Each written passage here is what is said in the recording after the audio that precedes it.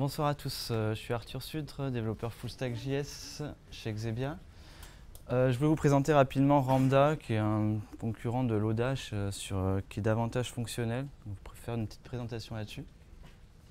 Bon, Lodash, je pense que la plupart de vous connaissent. Je fais une introduction rapide, une bibliothèque utilitaire JavaScript qui permet de faciliter le développement en itérant sur les objets, en manipulant, en testant les valeurs et pour créer des fonctions composées. Donc là, par exemple, on a deux exemples, assign et map, qui permettent de facilement utiliser des objets et les manipuler avec ces deux outils-là, par exemple.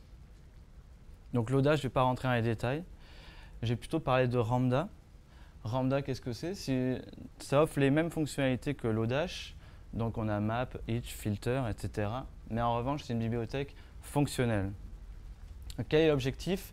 C'est généralement pour la programmation fonctionnelle, c'est de permettre de chaîner des fonctions pour construire des fonctions beaucoup plus complexes qui vont pouvoir être réutilisées par la suite à plusieurs endroits dans le code.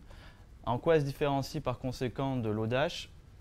Toutes les fonctions sont automatiquement queryfiées. Ça, je vais présenter plus en détail ce que ça signifie.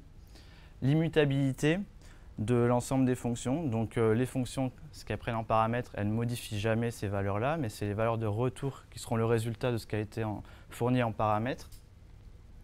Et les paramètres des fonctions sont tels que les données sont renseignées en dernier. Ça, c'est un élément important sur lequel je vais revenir également plus tard. Donc qu'est-ce qu'une méthode queryfiée? Donc là, la définition est un peu complexe, enfin, n'est pas très précise. Opération qui fait passer une fonction à plusieurs arguments et une fonction à un argument qui retrouve une fonction prenant le reste des arguments. Si vous avez compris, c'est bien. Sinon, je vais plutôt montrer un exemple rapide. Donc ici, on a une fonction toute simple qui prend 4 paramètres et qui en fait un tableau. Et cette fonction, je la queryfie. Donc j'en fais queryed fonction 1. Si je lui donne 4 arguments, elle va me retourner le même résultat. En revanche, si je lui donne que 2 arguments, en tout cas moins de 4 arguments, elle va me retourner une autre fonction qui, elle, attendra les arguments restants, qui prendra en paramètre les arguments restants. Donc ici, si je fais query de fonction 1 de 1 et 2, ça me retourne une nouvelle fonction à laquelle j'applique les paramètres 3 et 4 et j'obtiens bien de nouveau le résultat. Tant qu'on lui a fourni moins de paramètres que la fonction initiale, elle va retourner une nouvelle fonction qui attendra les paramètres restants. Donc j'ai construit queryFi de fonction 2. J'ai dit que c'était query de fonction 1 avec un paramètre. Par conséquent, query de fonction 2 attend 3 paramètres que je lui renseigne ici et ça me retourne toujours le tableau 1, 2, 3, 4.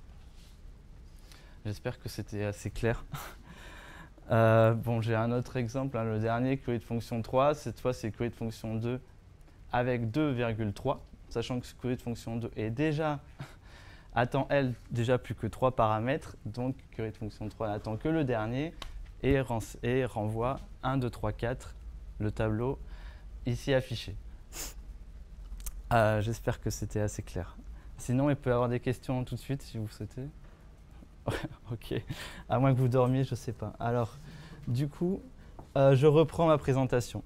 Ce sera peut-être plus clair par la suite. Ici, j'explique, ça va un peu vite, pourquoi renseigner les données en dernier. C'est un moyen de composer les fonctions. Et ici, j'ai un exemple, r.contains. Donc, à chaque fois qu'on utilise Ramda, on utilise le paramètre r, tout comme le underscore pour Lodash. On fait r.contains, cette fonction est queryfiée. Maintenant que vous savez ce que ça signifie. Donc r.contains prend 2 arguments, l'élément recherché, donc ça permet de savoir si un élément est contenu dans une liste. Elle prend l'élément recherché et en second paramètre la liste. Je vais pouvoir écrire contains3 est égal à r.contains 2, 3, avec 3 en paramètres. Cette fonction attend 2 paramètres, je lui en renseigne qu'un seul, donc elle retourne une fonction qui va prendre en paramètre la liste attendue initialement en second paramètre. Donc, ici, je peux écrire contains3 de ma liste et cette fois avoir le résultat. J'ai donc créé une nouvelle fonction, bon, celle-ci est très simple, mais qui va être réutilisable et qui va permettre de prendre en paramètre une liste et de savoir si l'élément 3 est au sein de cette liste. Alors, pour expliquer plus en détail, et là c'est allé très vite, ici, quelle est la différence finalement par rapport à Lodash? À Lodash, avec Lodash, si je veux faire un filter, je vais mettre, par exemple ici, les tâches qui sont non rendues. Je vais mettre les données en premier paramètre et mettre ici l'élément qui va me permettre de filtrer sur les tâches. Mais si je vais l'écrire en Ramda, je vais écrire r.filter. Bon, la fonction filter est un peu spécifique. Il y a du r.where et r.equals. Ce r.filter attend deux paramètres. Donc, il attend en premier lieu, cette fois, contrairement à Lodash, le discriminant. Et en deuxième paramètre, il attend la liste. Ce qui fait que ici, je lui donne le discriminant et j'ai créé une fonction, un peu comme ici, qui, elle, attend cette fois uniquement la liste qui est, que je vais vouloir filtrer et je vais pouvoir réutiliser de nouveau cette fonction-là. Alors que ici, je mets directement en argument la liste. Il y a un élément très intéressant, enfin une fonction qui est très utilisée par conséquent, c'est r.compose. R.compose prend en paramètre des fonctions et va les exécuter de droite à gauche en prenant à chaque fois en paramètre le résultat de la fonction précédemment exécutée, celle qui est à droite. Donc je vais présenter un exemple rapide. Donc ici j'ai une liste, donc -2, 8, 7, -3. Ici j'ai construit, donc j'ai ma liste, j'ai greater than qui est une fonction qui prend deux paramètres, t et n, return n supérieur à t. À partir de cette fonction, je vais la queryfier, cette fonction. Donc je vais faire r.query de greater than et je peux construire une fonction greater than 0 en appelant cette fonction queryfiée avec le paramètre 0. Ça me donne une nouvelle fonction que j'ai créée, que je vais pouvoir réutiliser. À partir de cette fonction, je vais pouvoir utiliser r.filter et pareil, mettre le discriminant qui est ma fonction et j'aurai une nouvelle fonction qui permet à partir d'une liste de récupérer une nouvelle liste avec les éléments qui sont supérieurs à 0. Donc c'est celle que j'ai utilisée ici. Et puis, je vais pouvoir composer des éléments. Donc là, j'ai pris des fonctions très simples. J'ai donc r.compose de la liste que j'ai créée. Donc je vais récupérer une liste avec les éléments qui sont supérieurs à 0. Je récupère r.add, je récupère le premier élément et je lui rajoute 1. Donc, ça n'a pas d'intérêt en soi, mais c'est juste pour expliquer. Du coup, ça va exécuter successivement ces méthodes avec les résultats de la méthode précédente. Du coup, j'obtiens bien 9 dans le résultat par rapport à la liste initiale.